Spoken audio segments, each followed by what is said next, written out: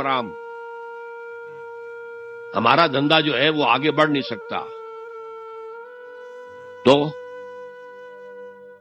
اللہ کے حکم کو پیچھے ڈالا، نفس کے تقاضے کو آگے رکھا۔ کون معبود ہے آپ کے؟ نام عبداللہ رکھیے، نام عبد الرحمان رکھیے، ہے عبد النفس، نفس کے بندے، نفس کے غلام۔ یہ میں نے یوں سمجھیے کہ جیسے میں نے ہجرت اور جہاد کی ڈیفینیشنز کی تھی۔ ہجرت کا بیس کیا ہے؟ پوچھا گیا ایو الہجرت افضل ہو یا رسول اللہ، اے اللہ کے رسول بتائیے سب سے اعلیٰ ہجرت کون سی ہے، افضل؟ فرمایا ان تہجر ما کرہ ربک، ہر اس چیز کو چھوڑ دو جو تمہارے رب کو پسند نہیں۔ آج رات ہی سے آپ ہجرت شروع کر سکتے ہیں۔ جائزہ لیجئے کیا کیا چیزیں میری زندگی میں خلاف شریعت ہے، جو اللہ کو ناپسند ہے، فیصلہ کیجئے کہ آج کے بعد نہیں ہوگی۔ ہجرت شروع ہو گئی، افضل الہجرہ، سب سے افضل ہجرت شروع ہو گئی۔ لیکن ٹاپ پر لے جائیے تو یہ ہجرت جب اللہ کے دین کو قائم کرنے کی جدوجہد اس مرحلے پر آ جائے کہ اب باطل کے ساتھ ٹکراؤ ہے اور اب چاہیے کہ ساری قوت ایک مرکز پر جمع ہو جائے، ہجرت فرض کر دی گئی۔ وہ ہجرت گھر بار چھوڑ کر، اہل و عیال کو چھوڑ کر، اور مکے کے بھیڑیوں کے رحم و کرم پر چھوڑ کر اپنے گھر والوں کو جو لوگ ہجرت کر کے آئے، حکم تھا۔ ہجرت مدینہ فرض تھی، ہجرت حبشہ فرض نہیں تھی، صرف اجازت تھی کہ جن سے سختیاں نہیں جھیلی جا رہی مزید وہ چلے جائیں۔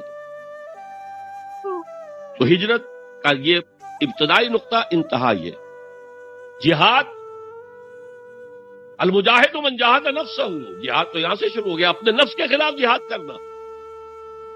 صبح نفس نے کہا ابھی سو جاؤ، آپ نے نفس کی بات کو رد کیا، اپنا کمبل اٹھا کے پھینکا، اٹھے، وضو کیا، نماز کے لیے آپ مسجد چل دیے، آپ نے جہاد کیا نفس کے خلاف۔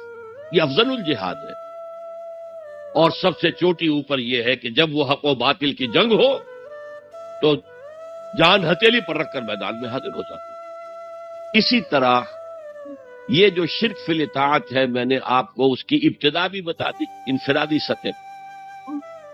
افرأیت من اتخذ الہہ ہواہ افانت تکون علیہ وکیلا، کیا تم نے غور کیا اس شخص کی حالت پر جس نے اپنی خواہش نفس کو اپنا معبود بنا لیا، الہ بنا لیا، کہہ رہا ہے لا الہ الا اللہ، لا الہ الا اللہ، لیکن الہ تو اس کا نفس ہے۔ اب اس کو انتہا پر لے جائیے۔ عہد حاضر کا سب سے بڑا شرک، سب سے بڑا شرک، سب سے بڑا شرک عوامی حاکمیت کا تصور ہے۔ حاکم اللہ کے سوا کوئی نہیں، ان الحکم الا للہ۔ ظاہر بات ہے فرعون نے اگر دعویٰ کیا تھا میں تمہارا خدا ہوں، انا ربکم الاعلی، تو کیا اس کا مطلب یہ تھا کائنات میں نے پیدا کی ہے، تمہیں میں نے پیدا کی ہے؟ ذرا سوچئے، کیا وہ بزرگ موجود نہیں ہوں گے جنہوں نے اسے دیکھا ہو کہ آج اس کی ولادت ہوئی تھی، کل اس کی کوئی اور سیری بنی ہوئی تھی؟ یہ کیسے دعویٰ کیا تھا؟ میرا حکم چلے گا، میں نہیں جانتا، الیس لی ملک مصر، مصر کی حکومت میری ہے کہ نہیں؟ یہ دعویٰ تھا، یہ خدائی کا دعویٰ۔ کسی زمانے میں وہ فرد ہوتے تھے، نمرود ہوتے تھے، نماردہ، فراعنہ۔ جمال عبد الناصر نے نعرہ لگایا تھا نحن ابناء الفراعنہ، بڑے فخر کے ساتھ ہم فرعونوں کی اولاد۔ اور صدام نے لگایا تھا نعرہ نحن ابناء النماردہ، ہم نمرودوں کی اولاد۔ عراق کے بادشاہوں کا لقب نمرود تھا اور مصر کے بادشاہ فراعنہ تھے، فرعون تھے۔ زمانے کا جب ارتقاء ہوا ہے اور اس میں فیصلہ کن کام جو ہے وہ حضور نے صلی اللہ علیہ وسلم، جب حضور کی حیات طیبہ کے بعد خلافت انفرادی سے اجتماعی ہو گئی۔ جب تک نبوت جاری تھی نبی ہی خلیفہ ہوتا تھا، اللہ اس کی ہاٹ لائن اللہ کے ساتھ وحی کی لگی ہوئی ہے، ادھر سے حکم آتا ہے وہ امپلیمنٹ کرتا ہے، جہاں اس کا حکم نہیں ہے وہ اپنا بیسٹ ججمنٹ استعمال کر کے فیصلہ کرتا ہے۔ یہی ہے وائس جیرنسی، یہی ہے خلافت، ایسنس آف خلافت یہی ہے۔ جیسے وائس رائے دلی میں ہوتا تھا، ہمارا بادشاہ یا ملکہ تو انگلستان میں ہوتے تھے۔ اب جو ہز میجسٹیز گورنمنٹ یا ہر میجسٹیز گورنمنٹ سے حکم آیا وائس رائے اس میں کوئی تغیر و تبدل نہیں کر سکتا. He has to implement it as سچ.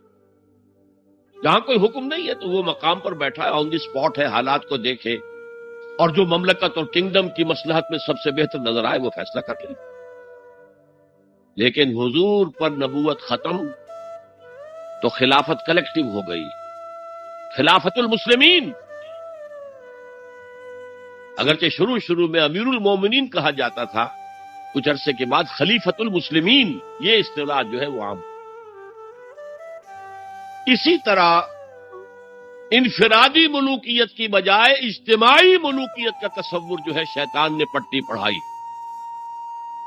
ابلیس کی مجلس شورا جو اقبال کی بڑی ہی یوں سمجھیے کہ اہم ترین نظموں میں سے, امت مسلمہ کے نام پیغام پر مشتمل وہ نظم جو ہے, اور وہ ان کے آخری ایام کی ہے اور وہ ان کی زندگی میں چھپی بھی نہیں تھی. ارمغان حجاز ان کے انتقال کے بعد چھپی ہے, جس میں آخری جو کلام تھا فارسی اور اردو دونوں کا جمع کر دیا گیا, ورنہ اس سے پہلے فارسی علیحدہ چھپتی تھی کتابیں, اردو کی علیحدہ. لیکن اب اتنا کم تھا کہ ان کے لیے علیحدہ کتابیں شائع کرنا مناسب نہیں سمجھا گیا. ابلیس نے مجلس شورا بلائی. ایک مجلس شورا کے جو رکن نے کہا کہ دیکھو جمہوریت کا دور آ گیا ہے, اب ہماری ابلیسیت کو تو بڑا خطرہ ہے, ابلیسی نظام تو ختم ہو جائے گا. جمہوریت توڑ دی بندوں نے آقاؤں کے خیموں کی تناب. یہ تو عوام نے جو ہے اپنے آقا بیرنز اور لارڈز اور بادشاہوں کے خیموں کی تنابیں توڑ دی, گرا دیے خیمے. یہ تو انقلاب آ رہا ہے. میرے آقا وہ جہاں زیر و زبر ہونے کو ہے, جس جہاں کا ہے فقط تیری سیاست پر مدار. ابلیس کیا کہتا ہے بڑے ٹھنڈے انداز میں, ہم نے خود شاہی کو پہنایا ہے جمہوری لباس, جب ذرا آدم ہوا ہے خود شناس و خود نگر. آج آدمی میں ایک سیلف امپورٹنس پیدا ہو چکی ہے. یہ بادشاہ کون ہوتے ہیں جو ہمارے سروں پر مسلط ہے, محلوں میں رہتے ہیں, عیش کرتے ہیں, جو خون پسینہ جو ہے وہ کسان کر رہا ہے. ابھی انڈسٹریل ریولوشن تو نہیں ہوا تھا, وہ ساری بات جو تھی وہ زرعی معیشت تھی. خون پسینہ وہ کرتا ہے, فصل میں سے لائنز شیئر آ کر بیرن اور لارڈ وہ لے گیا, اور اس میں سے ایک حصہ اس نے بادشاہ کو پہنچا, ایک اپنے پاس رکھا. ظالمانہ نظام ہے. تو ہم نے دیکھا کہ انسانوں میں کچھ شعور پیدا ہو گیا, خود شعوری. تو ہم نے ملوکیت کو ڈھال دیا نئے سانچے میں. ہم نے خود شاہی کو پہنایا ہے جمہوری لباس. وہ گندگی جو فرعون کے سر پر ٹنوں کے حساب سے رکھی ہوئی تھی, ہم نے کہا تولا تولا سب میں تقسیم کر دو, ایک ایک ووٹ سب کے ہاتھ میں دے دو اور کہہ دو تم حاکم ہو. ہم نے خود شاہی کو پہنایا ہے جمہوری لباس, جب ذرا آدم ہوا ہے خود شناس و خود نگر. تو نے کیا دیکھا نہیں مغرب کا جمہوری نظام, چہرہ روشن اندروں چنگیز سے تاریک تر. It is the dictatorship of the capitalist, جسے جمہوریت کا نام دیا جا رہا ہے. کھیل ہے, تماشا ہے. تو آج کی دنیا کا سب سے بڑا شرک اسے کوئی جانتا ہی نہیں. وہ شرک فی العقیدہ ان کو معلوم ہے, اور اس کے اوپر فتوے بھی وہ لگا دیں گے. کوئی قبر کے سامنے کھڑے ہو کر کوئی دعا کر رہا ہے, کسی کو رکوع کر لیا, کسی نے سجدہ کر لیا, تو خیر ٹھیک ہے, وہ تو ایک شرک جلی ہو رہا ہے, وہ تو معلوم ہے, اس کی نفی ہو رہی ہے. لیکن یہ وہ تھے شرک جو پہلے تھے. آج کا شرک بالکل اور ہے. آج کا شرک دو میں گنوا دیتا ہوں آپ کو. ایک ہے عوامی حاکمیت کا تصور, ایک ہے مادہ پرستی کا تصور. مادے پر سارا توکل اور اعتماد ہے. اللہ پر کہاں توکل رہا, کہاں اعتماد رہا. میٹیریلزم یہ ایک مذہب ہے, یہ ایک فلسفہ ہے.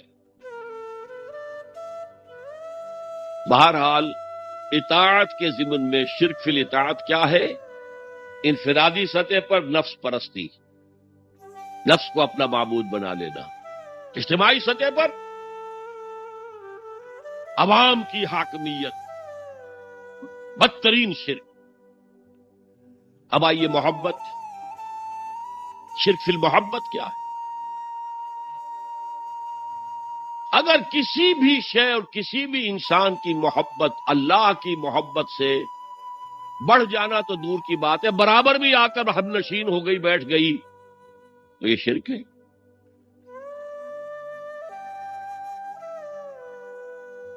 والذین آمنوا اشد حبا للہ، جب تک اشد محبت آپ میں اللہ کی نہیں ہوگی، اگر کوئی اور شے محبوب ہے تو من الناس من یتخذ من دون اللہ اندادا یحبونہم کحب اللہ، لوگوں میں سے ایسے بھی ہیں جنہوں نے اللہ کو چھوڑ کر کسی اور چیزوں کو مد مقابل بنا لیا ہے، ان سے وہ محبت کرتے ہیں جو اللہ سے کرنی چاہیے تھی۔ توحید کا تقاضا ہے لا محبوب الا اللہ، لا مطلوب الا اللہ، لا مقصود الا اللہ، مقصود و مطلوب اور محبوب حقیقی اللہ کے سوا کوئی۔ اور وہ آیت میں آپ کو سنا چکا ہوں، سورہ توبہ کی آیت نمبر 24، انتہائی لرزا دینے والی آیت۔ قل ان کان آباؤکم وابناؤکم واخوانکم وازواجکم وعشیرتکم واموال اقترفتموها وتجارۃ تخشون کسادها ومساکن ترضونها احب الیکم من اللہ ورسولہ وجہاد فی سبیلہ فتربصوا حتی یاتی اللہ بامرہ واللہ لا یہدی القوم الفاسقین۔ اے نبی ان کے کان کھول دیجئے، اچھی طرح سنا دیجئے کہ اے لوگو، اے ایمان کے دعوے دارو، اگر تمہیں اپنے باپ، اپنے بیٹے، اپنے بھائی، اپنی بیویاں یا بیویوں کے لیے شوہر اور اپنے رشتہ دار اور اپنے وہ مال جو بڑی محنت سے کما کر کھتے بھرے ہوئے ہیں اور اپنی وہ تجارت جس کی کساد بازاری کا تمہیں اندیشہ رہتا ہے مندہ نہ ہو جائے، اور اپنے وہ محل، اپنی حویلیاں جو تم نے تعمیر کی ہیں اور بہت تمہیں محبوب ہیں، انہیں خوب فرنش کیا ہے، اگر یہ 8 چیزیں محبوب تر ہیں اللہ سے اور اللہ کے رسول سے اور اللہ کی راہ میں جہاد سے، تو جاؤ دفع ہو جاؤ، وہاں بیٹھ کر انتظار کرو یہاں تک کہ اللہ اپنا فیصلہ سنا دے، اور اللہ ایسے فاسقوں کو کبھی ہدایت نہیں دیتا۔ 8 چیزیں اقبال نے بہت خوب کہا ہے، یہ مال و دولت دنیا، یہ رشتہ و پیوند، 5 قریب ترین رشتے آ گئے، باپ، بیٹا، بھائی، زوجین اور رشتہ دار۔ رشتہ و پیوند یہ جوڑنے والا، اور مال و دولت دنیا کی 3 شکلیں آ گئیں۔ دولت جو آپ اپنی بیلنس شیٹ کو دیکھ دیکھ کر آپ اس پہ خوش ہوتے، اب ہمارے ایسٹس کی یہ قیمت ہو گئی ہے اب، اور وہ مکانات جو آپ نے بنائے ہیں بڑے محبوب ہیں، اور ایسے بنائے ہیں، قرآن مجید میں آتا ہے لعلکم تخلدون، ایسے بنا رہے ہیں تمہیں ہمیشہ رہنا ان مکانوں کے اندر، اور وہ کاروبار جن میں تمہیں اندیشہ رہتا ہے کہ کہیں کساد نہ ہو جائے، کوئی ڈپریشن نہ آ جائے۔ یہ 8 چیزیں، یہ مال و دولت دنیا 3، یہ رشتہ و پیوند، بتان وہم و گما لا الہ الا اللہ، یہ سب وہم و گمان کے بت ہیں جن کی پرستش میں تم لگے ہو، ان سب کی پرستش چھوڑو تو لا الہ الا اللہ کا حق ادا ہو۔ اب اس اصول کو بھی اپلائی کرنا شروع کیجیے، آئیے انڈیویجول لیول پر۔ دولت کی محبت، اگر آپ کو دولت کی محبت آمادہ کرتی ہے کہ اللہ کے حدود کو پامال کرے، حرام ذرائع استعمال کرے، دولت آنی چاہیے، حلال سے ہو، حرام سے ہو، جائز ہو، ناجائز سے ہو، بائی ہوک اور بائی کروک دولت آنی چاہیے، تو آپ کی محبوب حقیقی کون ہوئی؟ دولت۔ یہ دولت آپ کی معبود ہے۔ کون بڑے سے بڑا موحد اس شرک کا احساس رکھتا ہے؟ اور حضور نے اس قدر کلیئر فرمایا ہے، تعس عبد الدینار و عبد الدرہم، ہلاک ہو گیا یا ہلاک ہو جائے، یہ کلام خبریہ ہے یا یہ بددعا ہے؟ تعس عبد الدینار و عبد الدرہم، درہم و دینار کا بندہ ہلاک ہو جائے۔ نام عبد الرحمن ہے، حقیقت میں عبد الدینار ہے، عبد الدرہم۔ درہم و دینار آنے چاہیے، جائز سے یا ناجائز سے، حلال سے یا حرام سے، صحیح سے یا غلط سے، بھائی ہوک اور بھائی کرو، تو معبود کون ہوا؟ ہمارے ہندو بھائیوں نے کیا کیا؟ لکشمی دیوی دولت کی دیوی ہے، اس کی پوجا کرتے کس لیے؟ مطلوب کیا ہے؟ دولت۔ اس کی پوجا، وہ خوش ہو جائے تو دولت ملے گی۔ ہم نے کہا ہٹاؤ جی اس دیوی کو بیچ میں سے، ہم براہ راست ہی پوج لیں گے، بس یہی تو فرق کیا ہے نا۔ عبد الدینار و عبد الدرہم، یہ ہے انفرادی سطح پر۔ شرک فی المحبت، جو روح عبادت ہے، جو عبادت کی جان ہے، محبت، غایت الحب ما غایت الذل والخضوع، اور ٹاپ پر لے آئیے۔ آج کی دنیا اجتماعیت کے میدان میں اگرچہ اب زمانہ بدل رہا ہے، لیکن تقریباً 1 صدی سے نیشن سٹیٹس وطن کی بنیاد پر قومیت، وطن محبوب ترین شے، جو شے میرے وطن کے لیے صحیح ہے وہ میں کروں گا، چاہے وہ غلط ہو، وہ حرام ہو، اللہ کے قانون کے خلاف ہو، لیکن میرے وطن کے لیے ہوگا۔ وطن زندہ باد، یہ وطن پرستی۔ اس وطن پرستی کے مذہب کی ایک نماز بھی ہے، ترانہ ہو رہا ہے تو کھڑے ہو جاؤ، قنوت، کھڑے ہو جانا عبادت کا حصہ ہے۔ اس کا جھنڈا سلامی دو۔ یہ وطن کے معبود کے ریچولز ہیں، مذہب وطنیت۔ اسی لیے اقبال نے کہا تھا، اس کو سمجھا نہیں کسی نے، اس دور میں اور ہے، جام اور ہے، جم اور، ساقی نے بنا کی روش لطف و ستم اور، تہذیب کے آزر نے ترشوائے صنم اور۔ آج کا صنم، آج کا بت کون ہے؟ تہذیب کے آزر نے ترشوائے صنم اور، مسلم نے بھی تعمیر کیا اپنا حرم اور، ان تازہ خداؤں میں بڑا سب سے وطن ہے، جو پیرہن اس کا ہے وہ مذہب کا کفن۔ خدا پرستی، یہ وطن کی لکیر سے تم اور ہو گئے، میں اور ہو گیا۔ لکیر، انسانیت منقسم، جو تمہارے وطن کے لیے ٹھیک ہے وہ تم کرو گے، چاہے وہ اخلاقاً غلط، اور جو میرے وطن کے لیے ٹھیک ہے وہ میں کروں گا، چاہے اخلاقاً غلط۔ یہ کون سا دین ہے؟ یہاں تو وطن تمہارا معبود بن۔ پاکستان میں بڑا شور اٹھا تھا جب میں نے کہا تھا کہ جھنڈے کو سلامی دینا شرک ہے، اور ترانے کے وقت کھڑا ہو جانا شرک ہے۔ اور میں کبھی بھی تقریبات میں جاتا ہوں، اقبال ڈے ہو رہا ہے، کچھ اور ہو رہا ہے، میں ان تقریبات کا مقرر نہیں ہوں، لیکن جب بہت زور دیتے ہیں چلا جاتا ہوں، لیکن وہاں ترانہ پڑا جاتا میں بیٹھا رہتا ہوں، میں کھڑا نہیں رہتا، اور اس پر چیمے گوئیاں ہوتی ہیں اخبارات کے اندر، لیکن میرے نزدیک یہ وطن کی نماز پڑھ رہے ہو تمہارا یہ قنوت اور وطن کا ترانہ، اس میں حمد ہو رہی ہے وطن کی، یہ کیا ہے؟ آج کے دور کا بدترین شرک، شرک فی المحبت۔ آگے چلیے، شرک فی الدعاء، کسی کو مت پکارو کسی مدد کے لیے سوائے اللہ۔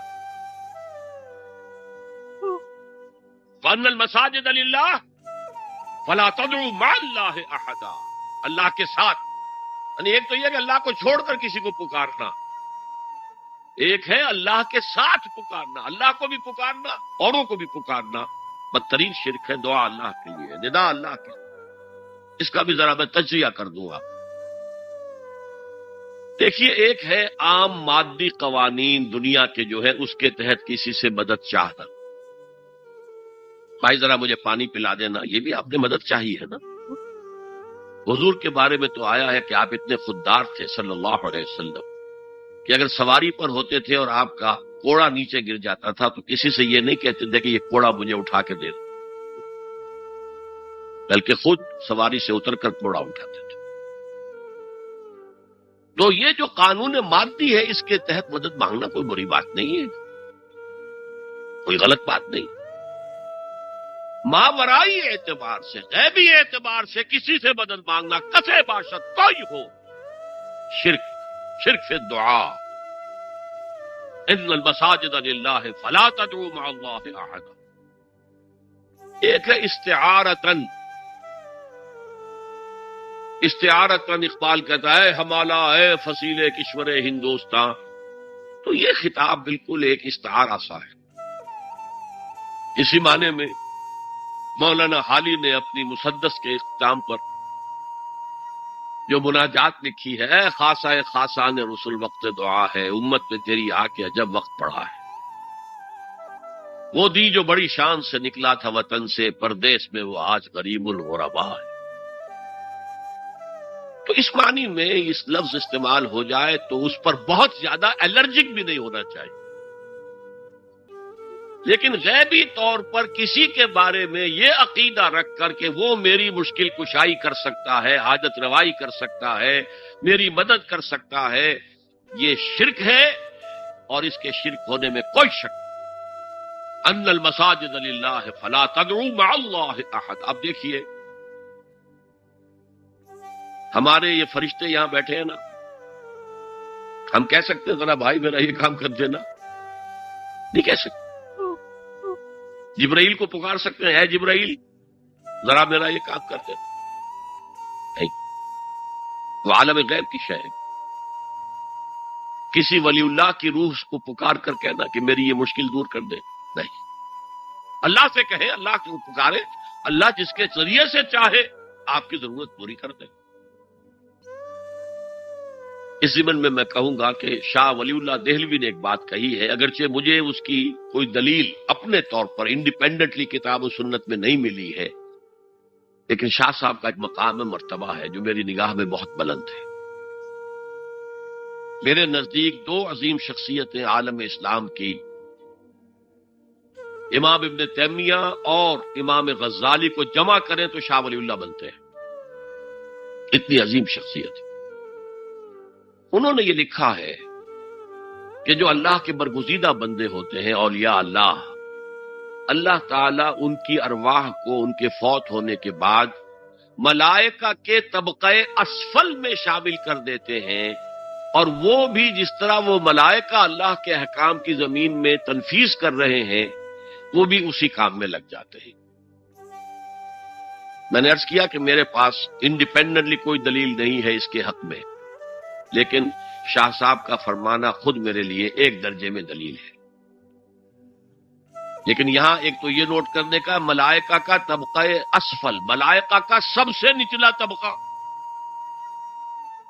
اور اللہ کے حکم کی تنفیذ کرتے ہیں، تو فرشتے کر رہے ہیں، وہ بھی ہوں، ہمیں سے کیا غرض ہے؟ ہم نہ فرشتے کو پکار سکتے ہیں اور نہ کسی ولی اللہ کو پکار سکتے ہیں۔ پکارو اللہ کو۔ قال ربکم ادعونی استجب لکم ان الذین یستکبرون عن عبادتی سیدخلون جہنم داخرین۔ تمہارا رب کہتا ہے مجھے پکارو، مجھ سے مانگو، میں تمہیں دوں گا، تمہاری دعا سنوں گا، قبول کروں گا، اور جو بربنائے تکبر مجھ سے نہیں مانگتے وہ جہنم میں داخل ہوں گے، ذلیل و خوار ہوں گے۔ حضور نے ایک بات مجھے متن یاد نہیں ہے، بہت پیاری فرمائی، دیکھو انسانوں سے تم مانگتے ہو کچھ تو ایک دفعہ تو اس کے ماتھے پر، تیوری پر بل پڑ ہی جاتا، یہ کیوں میرے سامنے ہاتھ سوال کیا، کیوں مجھ سے مانگ رہا ہے، چلیے بعد میں کچھ وہ دے ہی دے، کتنا ناگوار گزرتا ہے۔ ارے اس سے مانگو جو کہتا ہے کہ مجھ سے مانگو اور میں دوں گا، وہ نہ مانگنے پہ ناراض ہے، اس سے نہیں مانگتے۔ رات کے آخری ساعتوں میں، یا جسے آپ کہتے ہیں small hours of the morning, حدیث میں آتا اللہ نزول اجلال فرماتے ہیں، جس کو ہم نہیں جانتے کیسے نزول ہوتا ہے، ذات باری تعالیٰ اور اس کے متعلقات کے بارے میں جو بات آ گئی قرآن میں حدیث میں وہ ہم مانتے ہیں، کیسا یہ ہم نہیں جانتے، اس کا ہاتھ ہے کیسا ہے ہم نہیں جانتے، اس کا چہرہ ہے کیسا ہے ہم نہیں جانتے، اس کی ساق ہے، اس کی پنڈلی ہے کیسی اب نہیں جانتے. وہ سنتا ہے کیسے سنتا ہے اب نہیں جانتے. کیا اس کے کان ہیں؟ کیا اسے بھی ساؤنڈ ویوز کی ضرورت ہے سننے کے لیے؟ وہ دیکھتا ہے کیسے دیکھتا ہے اب نہیں جانتے. وہ اترتا ہے کیسے اترتا ہے اب نہیں جانتے. جو قرآن میں آ گیا حدیث میں آ گیا مان لیجئے بس. باقی یہ متشابہات میں سے ہے. اس کی کھود کرید میں پڑو گے تو فتنے میں مبتلا ہو جاؤ. ابتغاء الفتنة وابتغاء تاویلہ. لہذا حدیث میں آتا ہے کہ رات کی آخری ساعتوں میں اللہ سمائے دنیا تک نزول فرماتے ہیں اور پھر ندا لگتی ہے حل من سائل فاعطیہ. ہے کوئی سوال کرنے والا مانگنے والا کہ میں اسے دوں؟ حل من مستغفر فاغفر لہ. ہے کوئی گناہوں کی معافی چاہنے والا کہ میں اسے معاف کر دوں؟ ہم انٹا غفیل سو رہے. ہم تو مائل بکرم ہے کوئی سائل ہی نہیں. راہ دکھلائیں کسے؟ رہنم منزل ہی نہیں. راہ کسے دکھا؟ اللہ کے راستے پر چلنے کا فیصلہ کرو. اللہ کی راہ میں جہاد کا فیصلہ کرو. پھر اللہ راستہ کھولے گا. والذین جاہدوا فینا لنہدینہم سبلنا. وہ لوگ کہ جو ہمارے راستے میں جہاد کریں محنت کریں مشقتیں کریں ہم لازماً ان پر اپنے راستے کھولتے چلے جائیں. وہ دعا شرک فی الدعا. مانگو صرف اللہ سے. وہ چاہے کسی فرشتے کے ذریعے چاہے کسی فوت شدہ ولی اللہ کی روح کے ذریعے سے چاہے کسی کو بھی نہیں براہ راست اپنے حکم سے. اس کی تو قدرت ہے جو چاہے کرے. کن فیکون. وہ جیسے بھی ہو وہ آپ کی ضرورت پوری کرے گا. وہی ہے جو کہ مشکلات کو حل کرنے والا ہے. وہی ہے کہ رزق دینے والا ہے. وہی ہے جو مرض سے شفا دینے والا ہے. پکارو اسی کو مانگو اسی سے. اب آئیے کچھ مراسم عبودیت ہوتے ہیں. مراسم رسم کہتے ہیں کسی چیز کی ظاہری شکل کو. رہ گئی رسم ازاں روح بلالی نہ رہی. فلسفہ رہ گیا تلقین غزالی نہ رہی. یہ قرآن کا بھی ہم اسے رسم الخط کہتے ہیں. رسم الخط. اور یہ حضرت عثمان کے زمانے میں فائنل ہوا ہے کہ یہ اس طریقے سے لکھا جائے. تو عبدیت کے اظہار کے لیے کچھ رسومات ہیں جس میں سے ایک پر گفتگو ہو چکی. قنوت والقانتین والقانتات. یہ جو ہے اللہ کے حضور میں چاہے ہاتھ باندھے چاہے ہاتھ کھلے لیکن ذرا جھک کر گردن میں خم کر کے کھڑے ہونا. یہ نماز کے اندر جو قنوت ہے یہ قنوت ہے.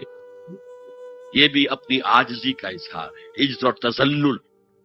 وہ جو ابن قیم کی میں نے ڈیفینیشن آپ کو بتائی. العبادت تجمع اصلین غایت الحب وغایت الذل والخضوع. حد درجے میں اللہ کے سامنے پچھ جانا جھک جانا گر جانا. رکوع سجدہ اللہ کے سوا کسی کے لیے نہیں. اور اس معاملے میں دین محمدی جو اپنی تکمیل کو پہنچ گیا. الیوم اکملت لکم دینکم واتممت علیکم نعمتی ورضیت لکم الاسلام دینا. حضور کی بعثت سے قبل سجدہ تعظیمی جائز تھا. کسی شخص کی تعظیم کے لیے اس کی عزت کے لیے اس کے سامنے سجدہ جائز تھا. حضرت یوسف کے سامنے ان کے والدین اور 11 بھائی سجدے میں گر گئے. بچپن میں خواب دیکھا تھا اور 40-50 سال بعد اس کی تعبیر بالفعل ایک اس واقعے کے طور پر سامنے آ گئی. سجدہ کرنا جھکنا سجدہ کرنا یہ جائز تھا. سجدہ تعظیم حضور پر شریعت مکمل توحید مکمل. اب ہر نوع کا سجدہ حرام مطلق ہے سوائے اللہ کے کسی کو. ہمارے مسلمانوں نے بھی اپنے دور ملوکیت میں سجدہ تعظیمی شروع کرا. عدالت کے اندر بادشاہ کے دربار میں جا رہے تو سجدہ سر جھکا کر رکوع کی حالت میں. یا آپ کے پڑوس میں جو حیدرآباد کی ریاست تھی سلام کیسے کرتے تھے، کتنے جھکتے تھے، اور پھر وہ جھک کر وہ سلام ہو رہے. یہ مشرکانہ فعل ہے جو اولیاء دربار میں بھی تھا. شیخ احمد سرہندی رحمت اللہ علیہ نے کہا غلط ہے، حرام ہے، جائز نہیں. دربار میں شکایت پہنچ گئی. آخر مخبری کرنے والے بھی تھے، حاسد بھی تھے. وَمِن شَرِّ حَاسِدٍ إِذَا حَسَدَ. طلبی ہو گئی، بلایا گیا دربار میں حاضری، اور ایسا اہتمام کیا گیا کہ جب حضرت مجدد آگے آئیں بادشاہ تک جانے کے لیے تو درمیان میں ایک دیوار سی حائل کر کے اس میں کھڑکی کھول دی کہ اس میں سے جھک کر گزریں گے نا تو رکوع کسی درجے میں تو ہو جائے گا. رکوع بھی سجدے ہی کی ایک شکل ہے، سجدے کا ہاف کہہ لیجئے، لیکن یہ کہ جب آیات سجدہ آتی ہے قرآن مجید میں، وہ عام نمازوں میں دیکھتا ہوں کہ وہ آیات سجدہ والی آیات پڑھی نہیں جاتی، حالانکہ ان کی ایک خاص کیفیت ہے. تراویح میں تو پڑھی جاتی ہے لیکن پہلے بتا دیتے ہیں کہ یہ دوسری رکعت میں یا پہلی رکعت میں سجدہ آ رہا ہے تو لوگ تیار ہوتے ہیں. رکوع بھی اگر فوراً ہو جائے آیت سجدہ کے بعد تو اس سے بھی اس سجدے کا حق ادا ہو جاتا. بہرحال حضرت شیخ مجدد رحمت اللہ علیہ دربار میں آئے تو اس کھڑکی میں سے پہلے پاؤں گزارے، پھر اپنا سر نکالا. کہ جیل میں ڈال دیا گیا کوئی پرواہ نہیں. حاضر ہوا میں شیخ مجدد کی لحد پر، وہ خاک کے ہے زیر فلک مطلع انوار. گردن نہ جھکی جس کی جہانگیر کے آگے، اس کے نفس گرم سے ہے گرمی احرار. وہ ہند میں سرمایہ ملت کا نگہباں، اللہ نے بر وقت کیا جس کو خبردار. دین الہی، دین محمدی کے خاتمے کا اعلان تھا. اب بڑے بڑے مولویوں نے یہ اکبر کو سبق پڑھایا تھا، بڑے مولوی، درباری مولوی، انہوں نے سبق پڑھایا تھا. اللہ کا ایک دن 1000 برس کا ہوتا ہے، اور اللہ کا ہر معاملہ 1000 سال تک ہوتا ہے. اب 1000 سال ہو گئے محمد کی رسالت کو، ان کی رسالت کا دور ختم صلی اللہ علیہ وسلم. اب دوسرا 1000 سال، اسی لیے الف ثانی کہتے ہیں نا، الف ہزار کو کہتے ہیں الف ثانی. یہ دوسرا 1000واں سال جو شروع ہو گیا ہے، اس میں ایک نئے دین کی ضرورت ہے. وہ دین اکبری ہے، دین الہی ہے. اور دین الہی کیا تھا؟ یہ ایک بہت بڑی سیاسی تدبیر تھی، اصل میں بہت بڑی سیاسی تدبیر، اور اس کا ظہور بعد میں بھی ہوا ہے ہندوستان کی سرزمین میں. وہ یہ کہ ہندوستان کی ترقی میں جو چیز سب سے بڑی رکاوٹ ہے وہ مذہبی اختلافات ہیں. لہذا ایسا کرو سارے مذاہب جو ہیں اسے ہاون دستے میں ڈالو، کوٹ کوٹ کے چورا چورا کر کے بناؤ صفوف، اور یہ مذہب سب کا ہو جائے تو مذہبی اختلافات ختم ہو جائے. دوسری بات ان کی سمجھ میں یہ آ گئی کہ اصل میں اختلاف رسالت اور شریعت کی بنیاد پر ہوتے ہیں. لہذا دین الہی، بس خدا کو مانو، بس رسالت وغیرہ کو چھوڑو. خدا تو سب کا رب ہے، اسے آپ پرماتما کہہ لے، مہادیو کہہ لے، جو چاہے کہہ لے، اللہ کہہ لے، رام کہہ لے. قل ادعوا اللہ الرحمن ایما تدعوا فلہ الاسماء الحسنی. قرآن کہتا ہے تم اللہ کہہ کر پکار لو یا رحمان کہہ کر پکار لو، جس کو بھی تم پکار رہے ہو یہ جان لو کہ تمام اچھے نام اسی کے. یہ فلسفہ تھا بہت گہرا. وہ جاہل تھا، ان پڑھ تھا، لیکن بہت بڑا سیاستدان تھا اکبر، اس میں کوئی شک نہیں. لیکن یہ کہ اگر ایک حکومت، اور جو سب سے بڑا مغل اعظم جس کو کہتے ہیں، اس کے زمانے میں مسلمانان ہند جو ہیں سیاسی اعتبار سے اپنے عروج پر تھے، لیکن دینی اعتبار سے پاتال کا معاملہ آ گیا تھا. دین محمدی ختم. 1000 سال کا ایک دن ہے اور وہ ختم ہو چکا. اللہ نے اٹھایا مجدد الفسانی رحمت اللہ علیہ، اور ان کی درویشانہ مساعی کے ذریعے سے. اب دیکھیے اس زمانے میں تصوف کے ذریعے سے سب سے بڑا شرک آ رہا تھا. وحدت الوجود کی ایسی تعبیرات ہو رہی تھی جو ہماوست بن گئی تھی. ہماوست اور وحدت الوجود کے درمیان تو زمین آسمان کا فرق ہے. ہماوست میں کائنات حقیقی ہے، خدا اس میں حل ہو چکا ہے، اس کے اندر ظاہر ہو گیا. اور وحدت الوجود میں وجود حقیقی صرف اللہ کا، اس کائنات کا وجود کوئی ہے ہی نہیں حقیقت میں. لیکن یہ ختم ہو رہا تھا. اس پہلو سے مجدد الف ثانی کے مجدد اعظم کو اللہ نے کھڑا کیا. شیخ احمد حضرت عمر کی اولاد سے تھے، فاروقی تھے. شاہ ولی اللہ بھی فاروقی تھے.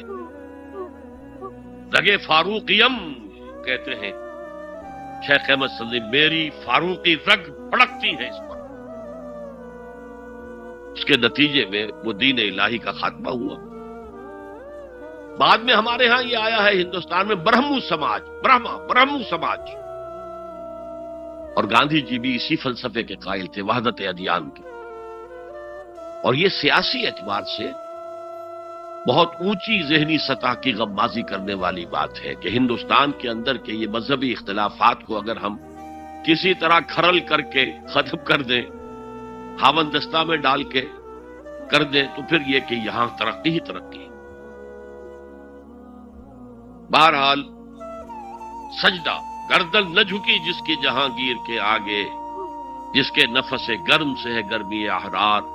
وہ ہند میں سرمایہ ملت کا نگہباں، اللہ نے بر وقت کیا جس کو خبردار. تو ہم نے شرک فی العبادت میں پہلے بات کی شرک فی الاطاعت. انفرادی سطح پر نفس معبود، اجتماعی سطح پر عوام کی حاکمیت. بدترین شرک اس دور کا، عظیم ترین شرک. اتنے بڑے پیمانے کا شرک کبھی نہیں ہوا دنیا میں. اس کے بعد شرک فی المحبت، مال کی محبت، تعس عبد الدینار و عبد الدرہم. وطن کی محبت یا کسی اور شے کی محبت، اگر وہ اللہ کی محبت کے برابر بھی آ جائے، بڑھ جائے تو اور بھی بڑی بات کہنی پڑے گی. لیکن ہمارے پاس شرک سے اوپر کی اصطلاح کوئی نہیں. پھر شرک دعا، اللہ کے سوا کسی اور سے حاجت روائی کے لیے، مشکل کشائی کے لیے پکارنا کسی. پھر شرک فی المراسم العبودیہ، قنوت ہے، رکوع ہے، سجود ہے. یہ ذل والخضوع کی، کسی کے سامنے جھک جانے کی ایک علامت ہے، سمبل ہے. اب آخری ہے اس میں اخلاص. اور اخلاص کی ضد کیا ہے؟ ریاکاری. کوئی عبادت اگر دکھاوے کے لیے کی جائے وہ شرک. یہ شرک خفی کہلاتا ہے. مال کی محبت کا شرک بھی شرک خفی ہے. نفس کی اطاعت کا شرک بھی شرک خفی ہے. اور یہ سب سے خفی شرک ہے. حضور نے فرمایا صلی اللہ علیہ وسلم، من صلی یرائی فقد اشرکا ومن صام یرائی فقد اشرکا ومن تصدق یرائی فقد اشرکا. جس نے دکھانے کے لیے نماز پڑھی اس نے شرک کر لیا. جس نے دکھاوے کے لیے روزہ رکھا اس نے شرک کر لیا. جس نے دکھاوے کے لیے خیرات کی، صدقات دیے، وہ شرک کر چکا. قد اشرکا، قد اشرکا. یہ عربی کے مزاج سے واقفیت ہو، فعل ماضی پر قد جو ہے تو وہ پرفیکٹ ٹینس بن جاتا ہے. کر چکا، وہ شرک میں ملوث ہو چکا. من صلی یرائی فقد اشرکا ومن صام یرائی فقد اشرکا ومن تصدق یرائی فقد اشرکا. اور تجزیہ کر کے یہاں تک بتایا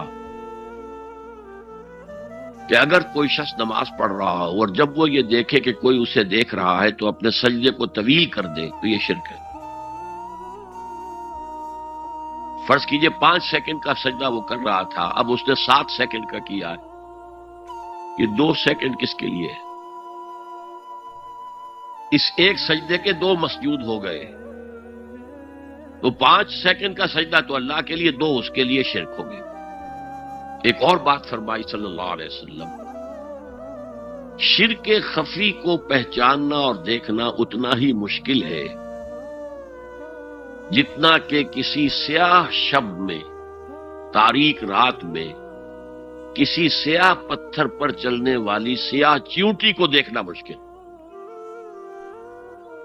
تشبیہ کا بلاغت اور فساد کی انتہا ہے، جیسے میں نے عرض کیا تھا کہ ایک جوڑے کی دو جوتیوں کے مابین جو مشابہت ہے، امت مسلمہ اور سابقہ امت بنی اسرائیل کی، ان کے اوپر جو حالات وارد ہوئے ان میں وہی مشابہ۔ تاریک شب ہے، سیاہ پتھر ہے، اس پر سیاہ چیونٹی رینگ رہی ہے، جتنا اس کو دیکھنا مشکل ہے اتنا ہی شرک خفی کو پہچاننا مشکل۔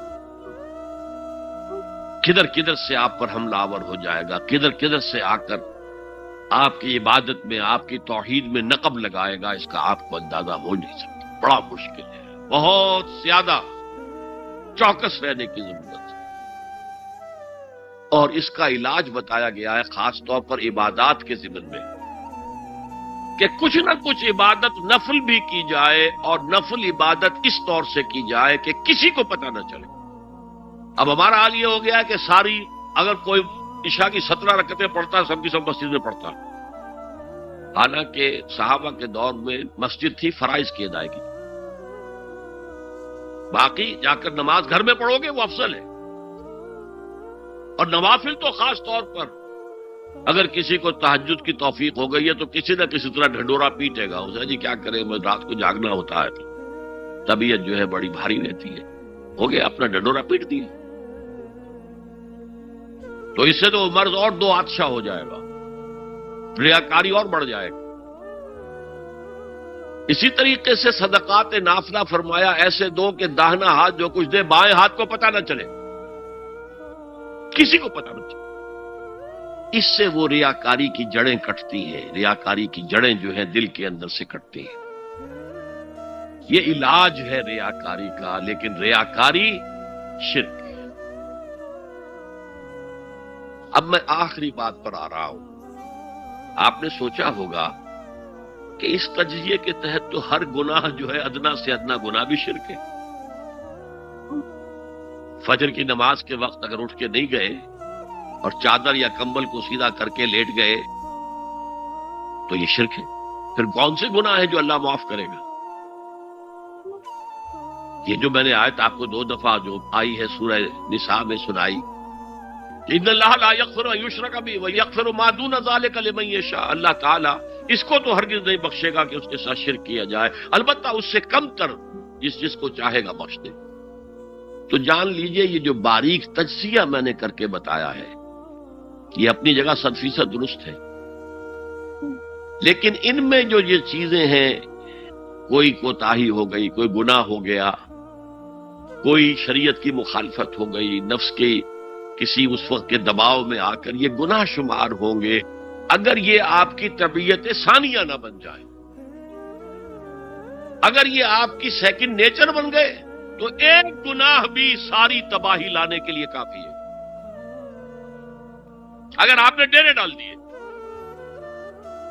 غلطی ہو گئی، معافی مانگو، توبہ کرو، استغفار کرو، اللہ صاف کر دے گا۔ نہیں کرو گے تو پھر ایک گناہ پر بھی دوام اگر ہو گیا اور اس گناہ نے ایک نے بھی تمہارا احاطہ کر لیا تو وہ جہنم میں خلود کی وعید قرآن میں آئی ہے۔ بلا من کسب سیئۃ وَأَحَاطَتْ بِهِ خَطِیئَتُهُ فَأُولَٰئِکَ أَصْحَابُ النَّارِ هُمْ فِیہا خَالِدُونَ۔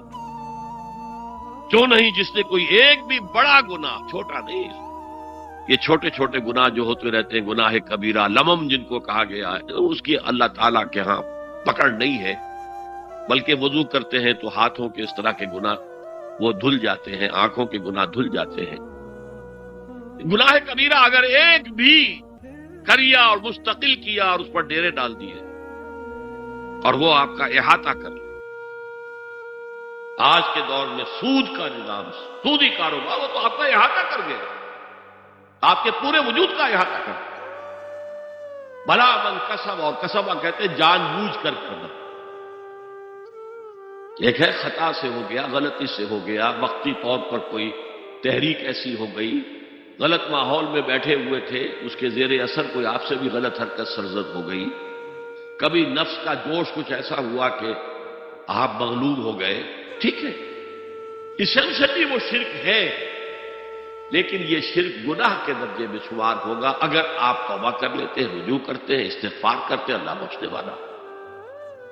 لیکن اگر ایک گناہ کبیرہ بھی جان بوجھ کر اختیار کر لیا اور اسے مستقل اپنی زندگی کے اندر شامل کر لیا، بلا من کسب سیئۃ واحاطت بہ خطیئتہ فاولئک اصحاب النار هم فیہا خالدون، تو وہ پھر جہنمی ہیں، آگ والے ہیں، اور اس میں ہمیشہ ہمیش کے لیے رہ گئے۔ شرک فی ذات کے ضمن میں نے عرض کیا تھا کہ سورہ اخلاص جامع ترین اس کی نفی پر ہے، اور شرک فی صفات کی کامل نفی پر آیت الکرسی۔ آیت الکرسی ایک لمبی آیت، جیسے آیت البر ایک لمبی آیت تھی، اور اس کو حضور نے فرمایا ہے سیدۃ آیات القرآن، پورے قرآن مجید کی آیات کی سردار ہے، اور یہ شرک فی صفات کے ضمن میں یہ شمشیر قاطع ہے، شمشیر برہان ہے۔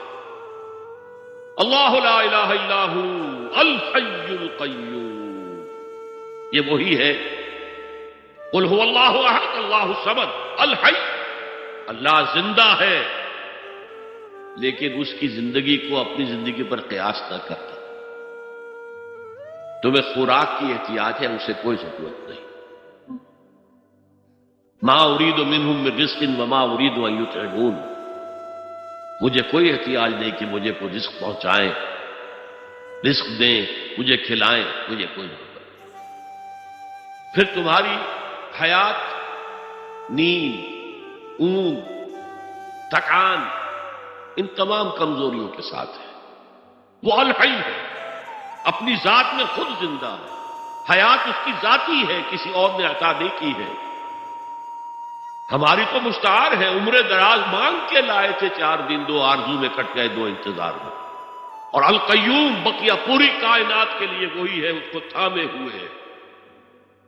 لا تاخذہ سنۃ ولا نوم، الحی، حیات کامل، کہ اس کو نہ نیند آتی ہے نہ اونگ آتی ہے۔